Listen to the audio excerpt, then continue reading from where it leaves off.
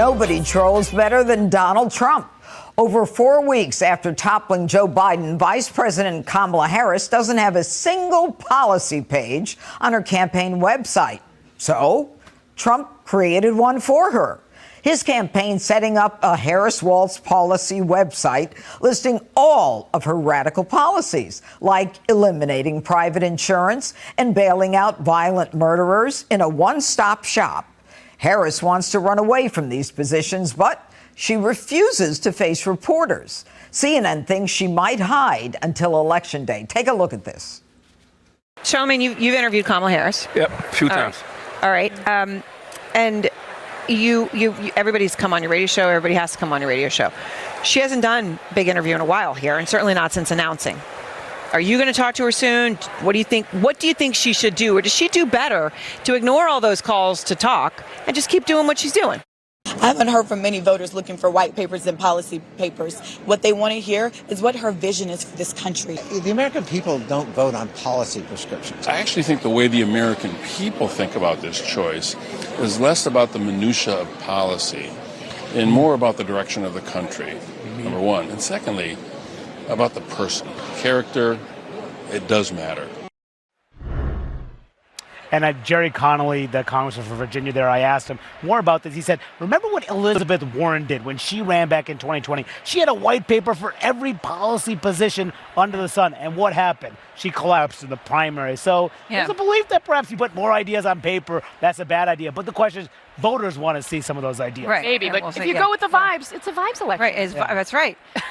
All right, Jake, do I get to say that I've seen James Taylor? All right, guys, so we got to talk about Kamala Harris's speech last night that, in my opinion, was the least substantive speech that I've heard from a politician accepting a nomination for a major party. We really did not learn much at all about what Kamala Harris wants to do from a policy perspective. What she did not do was take any amount of responsibility for her current job, which is Vice President of the United States for the last 3.5 years under Joe Biden. There was not an ounce of humility about the inflation gripping the country. She talked about immigration without talking about all the things that happened right up until this border bill that they have hung all their hats on over at the Biden White House. So to me, where the Republicans are going to be headed is all the pablum, all the platitudes, all that aside, you cannot leave the same people in charge. If you believe the country's on the wrong track, if you believe they made all the mistakes on the economy and on immigration, you cannot leave the same people in charge that have run the country off into the ditch. Until she comes up with a good answer for that, which I suspect will have to be litigated at the debate on September 10th, Donald Trump is still in a very good position. But we did learn a lot about Trump, right? And some of the things that allegedly Trump wants to do, which is to raise taxes on the middle class, which is what Kamala Harris claimed, although I haven't heard one policy from Trump that would raise taxes on the middle class. But at this point, Democrats are so desperate that they're making things up, okay? However, the point is this. Nobody knows what Kamala Harris wants to do. Her propagandists are openly telling the media and everybody that, hey, you don't need to know what she wants to do, right? You don't need to know about her policies. You don't need to know her platform.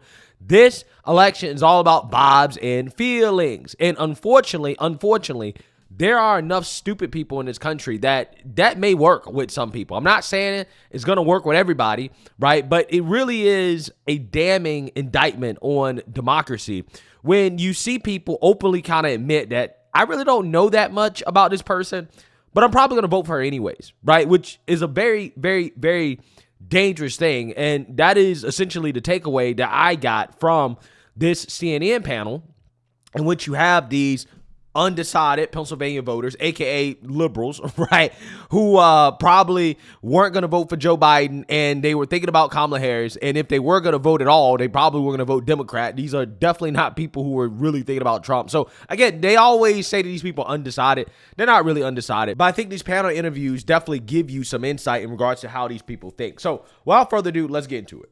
Thank you all for being here. First thing I want to ask you, I want you to grade the speech, okay? A is excellent, B above average, C average, D below average. We all know what F is. Let's start with you. How do you grade the speech? I gave her a B plus. B. B plus. A. B plus. A. A. C. C. So Wow. Now, you guys can already see that the black dude over here at the end he's the most reasonable person, right? He's the person that's most in touch with reality. And this theme is going to show up time and time again throughout this panel discussion. But me personally, I give it a D+.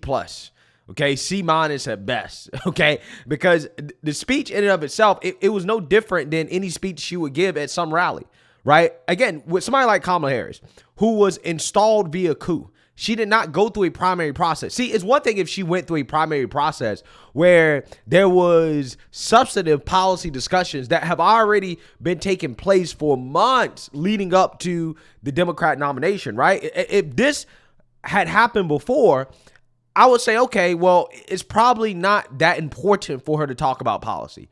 But she was just installed a month ago via coup, and nobody knows what she believes or what she wants to do, right? And there are a lot of questions about that because we have just been through 3.5 years of the Biden administration, and she was vice president, and we have seen the disaster from the current administration. So I think it's very important to know what she wants to do moving forward into the future and why she has not done these things during the Biden administration, right? We have not gotten answers on any of this stuff yet. She didn't give the answers in the speech at all. So in my opinion, I mean, the speech at most, it can be a C-. Okay, I put it in a D+ range, to be quite honest with you. And again, that speech really reminded me of why Democrats were so afraid to put Kamala Harris out there, because there's clearly nothing special about her. Her whole speech was basically Trump derangement. In fact, if Trump was not the GOP nominee, what the hell would they talk about, right? I mean, that's the actual serious question. I asked that question last night when I live streamed the speech. One of the first things I thought about was like, if Trump was not the nominee, what would they talk about? Like, how could they have a convention? Because the whole convention was built on Trump derangement and abortion. That's about it. That's about it. Mostly A's and B's with one C. I want to ask you why you made the decision you made. First of all, we start with Scott, who is the president of the UAW local here in the Lehigh Valley. Scott, what grade did you give it again? B+. How come? I gave her the high grade because I thought she looked very confident. I liked how she spoke from her heart. I liked her message of unity and the division that we have in America. I like her fight for the middle class and families. The reason I didn't give her an A was I thought she needed to go into a little more detail on some of her plans. So you don't know anything, right? She didn't inform you or educate you about what she wants to do, but you gave the speech a B+. Again, this is what I'm talking about. I'm not telling, how can you give a speech a B+ when you don't know anything about the candidate? Well, I liked the part where she talked about unity, right? Again, this is the same party that has been in office for the past 12 out of 16 years, and they failed to unify the country. In fact, the country has become more divided under Democrats. Again, it's amazing how people don't realize this. These same people that claim they want unity so much have done nothing but divide the country because they've been in power for the most part. So why haven't we achieved the so-called unity yet? Clearly, they don't have the ability to unify the country. But again, I want you guys to pick up on the theme here from these people. Listen to what they're actually saying. They don't know. They have no clue what Kamala Harris wants to do. All they know is the platitudes. That's all they know. But hey, if it works, it works. How she would, do some of the things that she envisioned. Okay, Lindsay, you're in sales. You're the person who wasn't sure she was going to vote for anybody because you don't like either of these two candidates. I'll ask you more about that in a minute. But first, what grade did you give the speech? I gave it a B. How come? I thought it was a good speech. I mean, she did what she was supposed to do. I liked that she was talked about her upbringing, made it feel a little more like personal. But yeah, I thought it was a good speech. Okay, Andy. Again, nothing about policy. All right. Once again, well, hey, she did what she was supposed to do, right? I don't really know what she believes, but hey, B, right? So with the UAW, you make cars and trucks for us Americans, so thank you for that, along with the rest of you. Your grade again was? B+. And how come B+? I liked her planning for the middle class. Like my wife's a nurse. I'm an auto worker. I'm as middle class as you can get.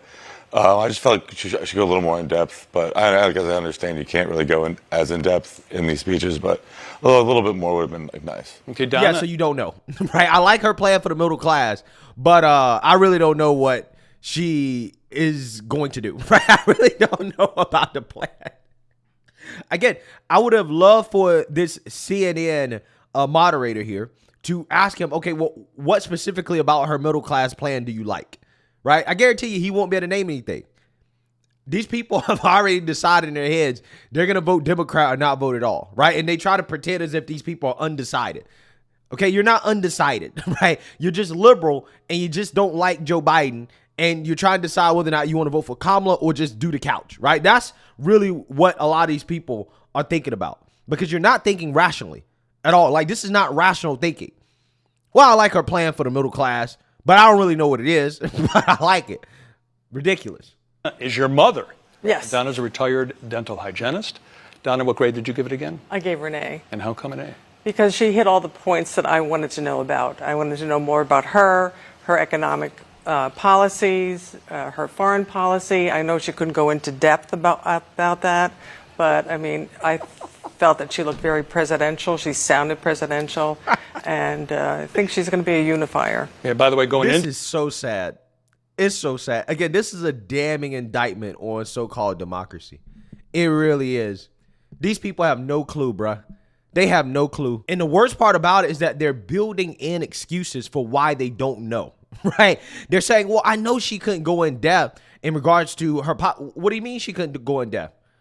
What do you mean you know she can't actually talk about the specifics? What does that mean? She had all the time in the world to talk about the specifics. She could have spent less time talking about her family, which, by the way, she didn't really talk about her black father, right? Even though she is black and she was raised black, right? Seems to me that the only part of her family she really knows is the Indian side. But anyways, regardless of that, what do you mean she couldn't go into the specifics? Why can't she go into the specifics? She most certainly can go into the specifics. She just chose not to.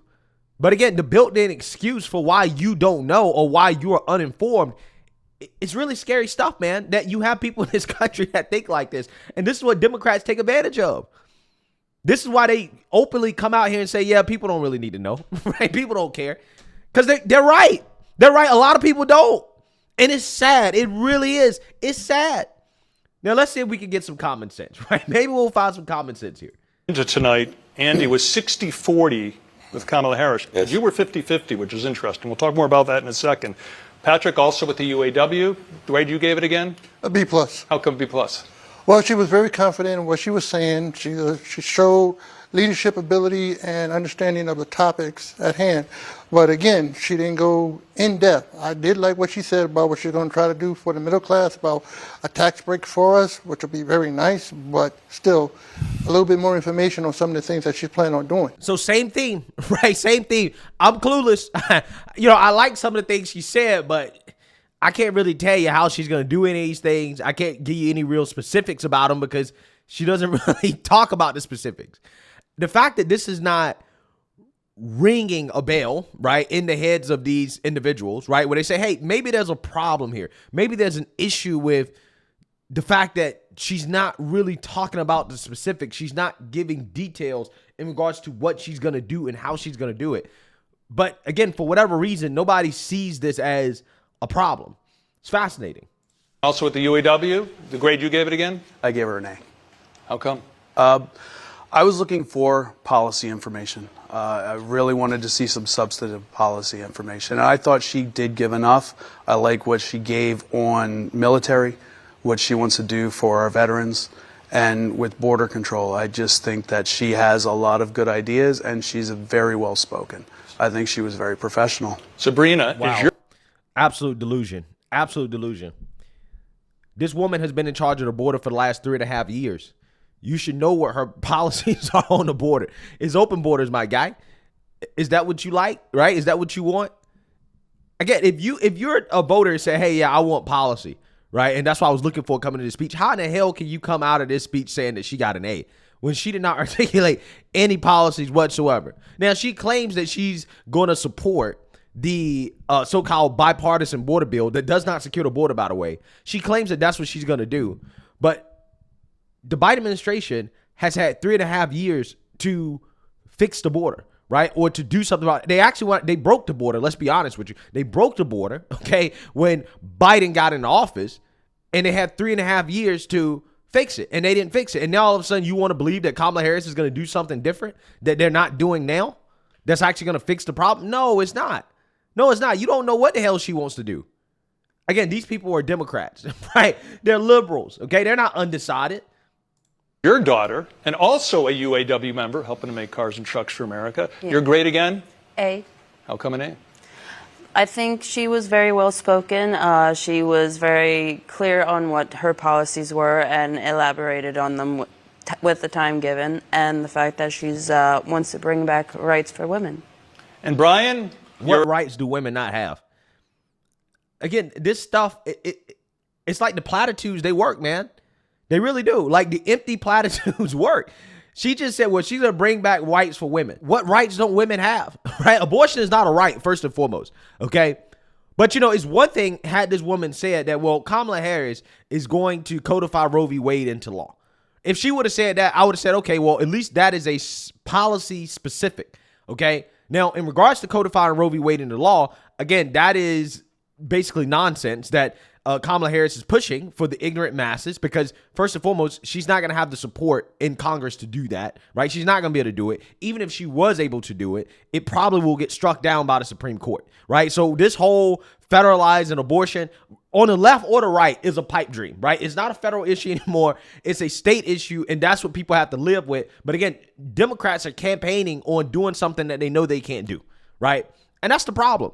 Okay, that's the problem. Democrats campaign on ignorance, and you're seeing why they do this, right? This is why they do it. Republicans have the hard job because Republicans try to appeal to intelligent people who actually critically think about the issues, okay?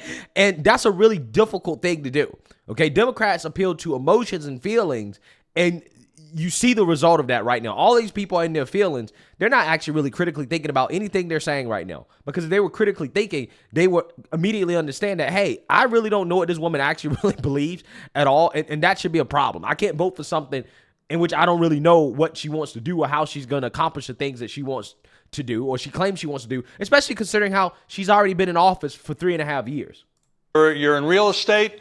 You're a nice guy, too, like everyone in this panel, and you gave the only C. How come you gave a C? She wasn't clear enough on the policies. She did speak a lot of her personal history, which was great, but I still don't feel like she's ready. I feel like more so she should wait. I don't want to, per se, vote for someone that is a backup. All right, well, but I'm going to ask you shortly. You're obviously not ready to vote for Kamala Harris. Right. I'm sure about that. Right. But what I want to ask all of you all together at this point, like I said, none of you were ready to make a commitment to any candidate in November. Please raise your hand right now if you're now ready to make a commitment after today. Wow.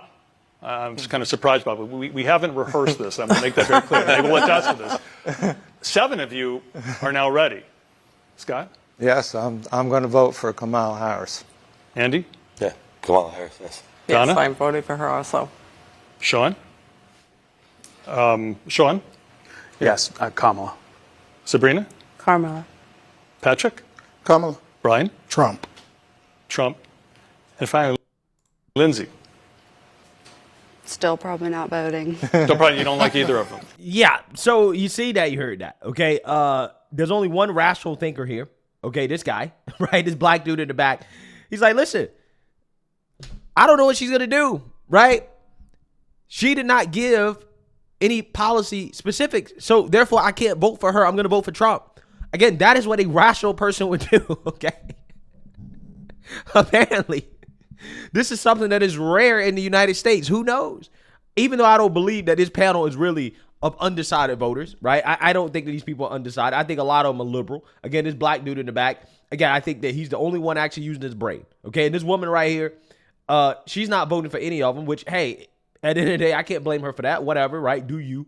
But all these other people, especially these people in the front row who openly admit that, oh, yeah, I really don't know that much about her or her policies, in the specifics, and they're building in excuses for why they don't know, okay, why Kamala is leaving them in the dark, but yet they're going to vote for her anyways. Again, this is the problem, man. This is the problem. But again, Democrats know this, right? They know that this is how certain people think, people like this think, and they try to play up on that. And it's really sad, okay? It is a sad state of affairs in this country when you have a presidential race that is the most least substantive in history because one side just refuses to talk about policy and what they actually really want to do. But hey, they're doing it because they feel they can get away with it. And panels like this suggest that, hey, maybe they can. Maybe America is too stupid, right, in regards to how we think about politics and policies, which is why, once again, I'm not a big democracy guy, right? I'm not a big democracy guy because when I listen to these people talk, man, it's just like, bro, why are you voting, okay? Why are you voting, okay? You don't know, okay? You have no clue. See, here's the thing about Trump. Trump was in office. We saw what he did. We saw how he got things done. Okay, he got a lot of things done that were very beneficial for the middle class and for the working man and for this country, right? So when Trump says, hey, I'm going to secure the border, you should believe him because he secured the border before, right? He went above and beyond to try to secure the border, okay? Despite pushback from both parties. He tried his best, right? You saw it. You saw Trump as a man of his word. With Kamala, though, she's been in office for 3.5 years, and obviously you're not that happy with it because if you were happy, then you wouldn't be undecided.